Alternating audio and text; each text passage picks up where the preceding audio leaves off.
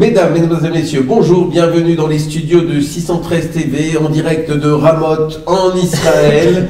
Et nous sommes donc ici dans les studios et nous allons parler avec nos chers chroniqueurs rabbinim. Bonjour Tion. Bonjour. Bonjour Nissim. Bonjour. Bonjour Shimon. Bonjour. Et nous allons un petit peu innover dans la formule de Torah News puisque nous allons parler d'un certain nombre de sujets et les débattre donc autour de ces sujets. Et le premier débat que nous allons faire, c'est au sujet de l'Alia, que doivent ou que ne doivent pas faire vous, chers téléspectateurs, et tous les Juifs de France, mais plus globalement d'Europe. On a vu les derniers événements en France, bien évidemment, aussi au Danemark, à Copenhague ces derniers jours. Et la question se pose réellement, faut-il faire ou ne faut-il pas faire l'Alia? Tout le monde y pense. Pas une personne ne se pose aujourd'hui la question, est-ce qu'il faut ou pas monter en Israël? Et nous allons ouvrir le débat, d'autant plus que les hommes politiques israéliens notamment se sont positionnés sur la question. Ils ont tous affirmé qu'il fallait que les Juifs de France et plus globalement d'Europe viennent désormais s'établir en Israël.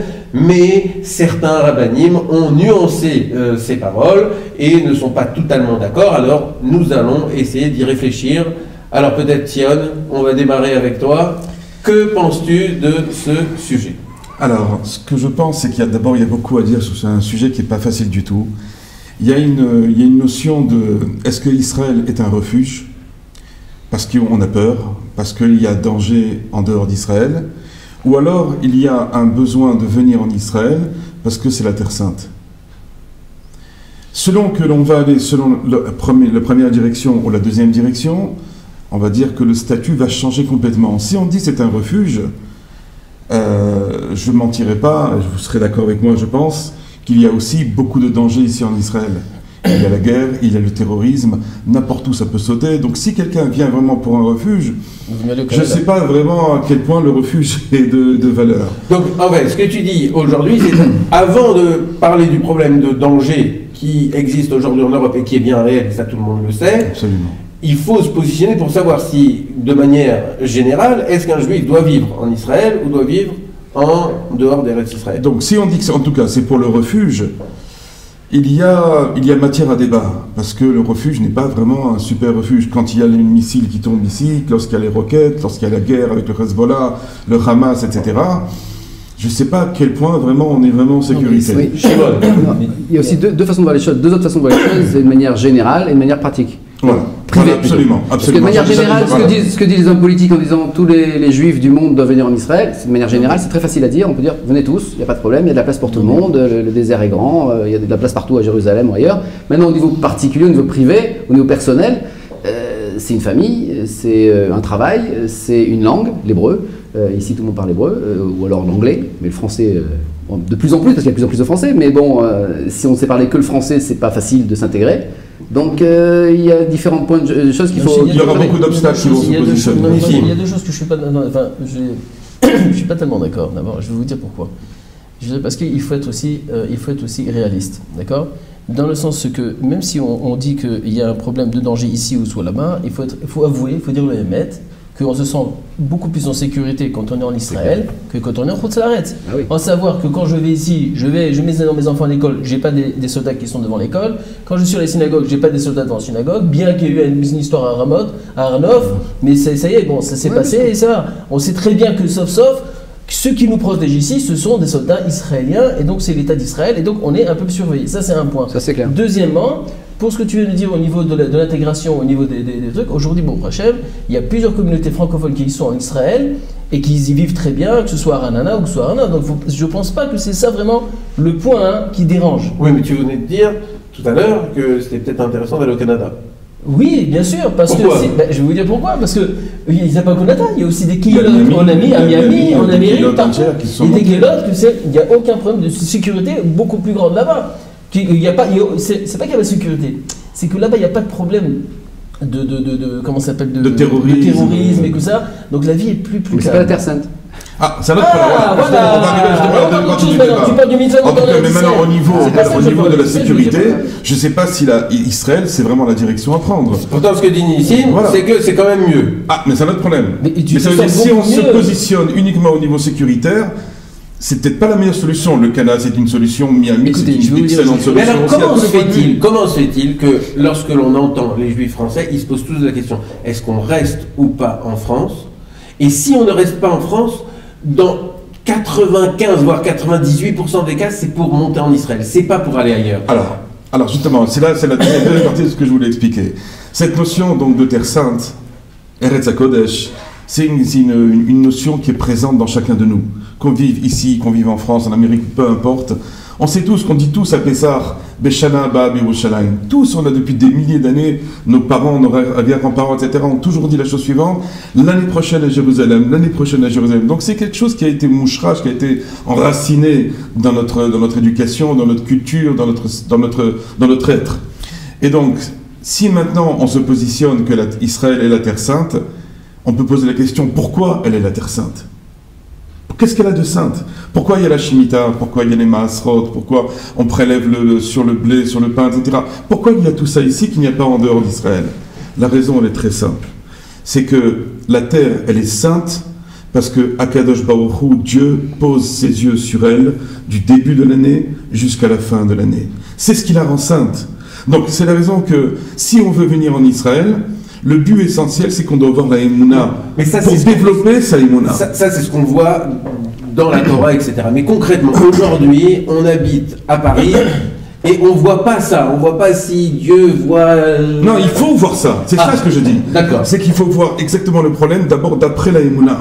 D'après la foi entière qu'on a envers Dieu, et qui nous a assuré que cette terre-là, c'est la terre dans laquelle Dieu a ses yeux rivés en permanence sur elle.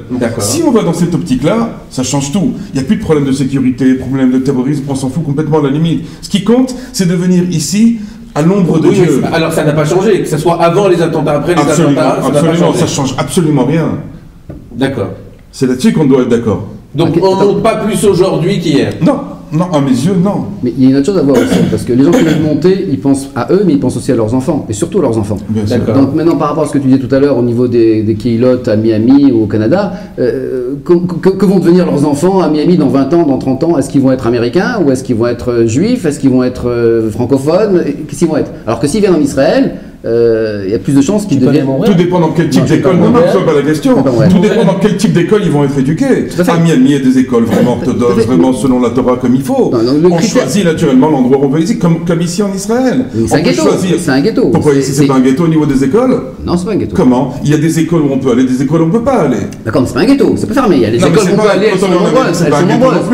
C'est une direction qu'on en prend. C'est une direction qu'on prend, mais c'est pas un ghetto. Il y a la même direction qu'on prend au Canada, aux États-Unis. Non, au Canada, aux États-Unis, c'est un petit ghetto de certaines... Je rappelle qu'il y a autant de juifs aux États-Unis qu'en Eretz Israël. Vas-y. Non, mais Montréal, je te dis, moi je pense qu'il y en a plusieurs qui connaissent un petit peu Montréal. Moi je connais aussi bien Montréal. Très agréable. C'est une ville bien, la communauté elle est très puissante là-bas. Absolument. Il n'y a pas de ghetto. Il n'y a pas de ghettoisation en aucune manière. Moi je pense personnellement, je pense que le point, je pense qu'il est un peu différent de tout ce qu'on a essayé d'exposer là maintenant. On essaie un peu de s'éparpiller.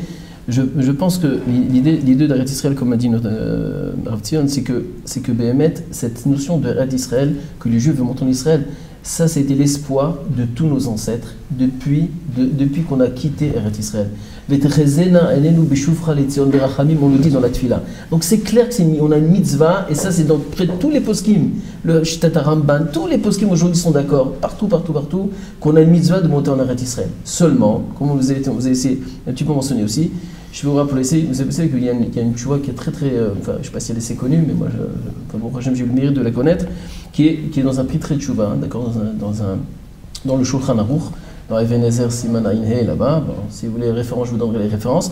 Donc là-bas, ils ont posé la question au Pitri Tchouva. Est-ce qu'on a l'obligation de monter en Eretz Israël? Alors après, je lui dis, mais c'est quoi le problème? Il dit non, parce qu'on nous a dit que s'il y a un danger pour les enfants de monter pendant le chemin qu'on doit monter en Eretz Israël, c'était à l'époque, alors est-ce que le Beddin nous empêche de monter en Israël à cause qu'il y a un problème de danger au niveau il peut y avoir pendant le chemin des problèmes, etc. Alors le Pitrouche dit non, si c'est un problème de danger, je ne vois pas qu'il y ait plus de danger que les enfants, plus que les personnes âgées. Donc c'est clair que pour monter en Israël, on a la mitzvah de monter en Eretz Israël. Le seul problème, il y a une condition. Si en montant en Eretz Israël, il y aura un problème de Parnassa, et du fait qu'il y a un problème de Parnassa, les enfants ne pourront pas supporter comment ça s'appelle, cette pauvreté, et ils vont descendre en Tarboutra, c'est-à-dire qu'ils vont quitter la Torah, les mitzvot. Vaut mieux que tu restes en Chutz La'aretz. Donc là, tu viens d'évoquer un sujet particulièrement important, c'est le problème de la parnassa, c'est-à-dire de trouver une subsistance suffisante pour assumer les obligations de la famille. Bien sûr, ça veut dire que si maintenant une famille a décidé de monter en Eretz Israël, il n'y a pas de problème. Seulement, est-ce que ça va être une aliyah rouchanit et pas seulement gashmit, c'est-à-dire à savoir, c'est-à-dire spirituelle aussi, non seulement matérielle. Si c'est pour se retrouver encore à Elat, comme à Juan-les-Pins, alors c'est bien pour les vacances et tout ça, mais c'est pas de ce Eretz Israël qu'on parle. C'est d'ailleurs ce que dit Rabbi Nachman de Breslev. Il dit, lorsque quelqu'un veut monter en Israël et qu'il n'y a pas un but avoué dans la spiritualité, ma mo'il lo, à quoi ça lui sert? Donc là, vous parlez de deux choses différentes. Il y a la lien spirituelle. Voilà. C'est par rapport à l'aspect parnassa qui risque d'entraîner un manque de spiritualité. Problème de spiritualité. Et toi, tu parles directement du problème de la spiritualité. Absolument, absolument. Donc en fait... Mais ça ne veut pas dire qu'il ne faut pas monter. Okay. Voilà. Très bien. Chacun individuellement doit chercher comment y arriver, comment trouver sa parnassa, comment trouver les écoles, comment trouver où habiter, etc. Ça n'empêche pas. Mais de dire que tout le monde doit venir d'un coup, etc. D'abord, je ne sais pas si l'État d'Israël est capable d'absorber maintenant. Ils ont bien été capables d'absorber 1 million de Russes. On ne peut pas comparer les Russes et les Européens. Ça n'a rien à voir, c'est pas du tout la même mentalité, ils sont habitués à la dure là-bas. Moi je vais très souvent en Ukraine et en Russie, je sais comment ils sont habitués à la dure, ça ne les dérange pas de venir ici. Mais des Européens, des Français qui sont habitués à être bien choyés, etc., ils vont beaucoup souffrir s'ils viennent ici, ils ne sont pas préparés à la chose. Or l'État d'Israël n'est pas prêt à les accueillir tel qu'il le faut aujourd'hui. En tout cas, moi j'avais entendu comme ça un enseignement qui disait que le Gaon de Vilna avait commencé son chemin vers l'Alia, et lorsqu'il avait commencé son chemin vers l'Alia, il avait rebroussé chemin. Et une des raisons pour laquelle il avait rebroussé chemin, selon certaines personnes qui l'ont ensuite interrogé, c'est parce que dans le chemin qui le menait vers Eretz Israël, il devait prendre le bateau. Et quand il devait prendre le bateau, à cette époque, dans les bateaux, il n'y avait pas la possibilité de consommer du pain, et il devait passer Shabbat dans le bateau.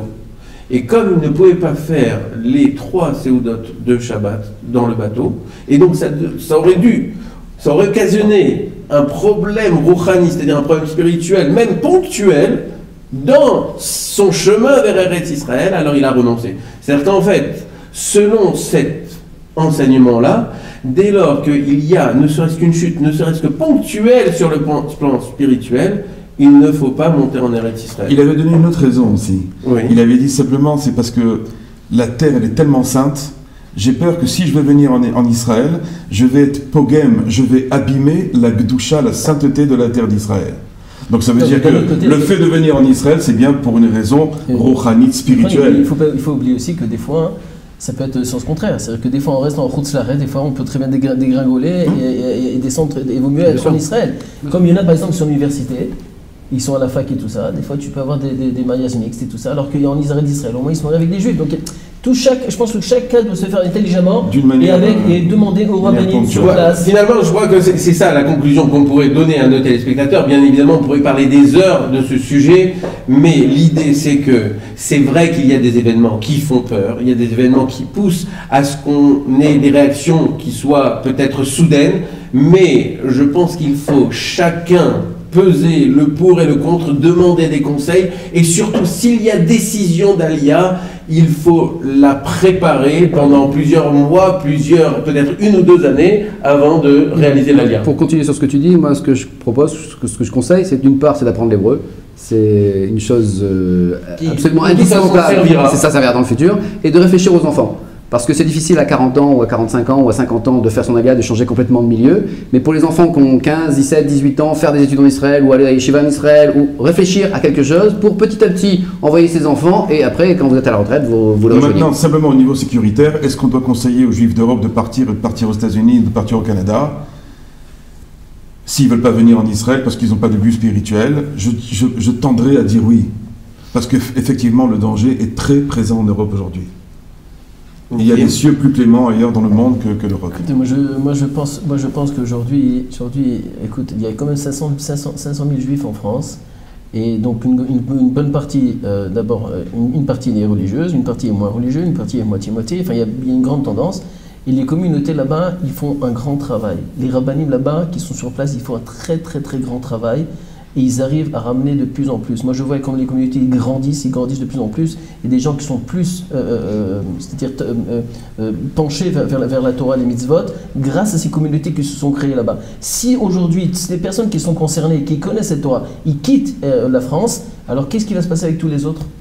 Comment on va faire pour les ramener? En tout cas, ce qui est sûr, c'est que l'antisémitisme a eu du bon, c'est que ça a réveillé énormément de juifs. Donc même dans cette situation qui est vraiment dramatique et qui fait très peur, malgré tout, on voit des choses qui sont très positives. Les gens se sont rapprochés d'Hachem, rapprochés de la Torah, ont mis leurs enfants en école juive, etc. En tout cas, il y a du bien dans tout ça. Il y a eu l'inverse.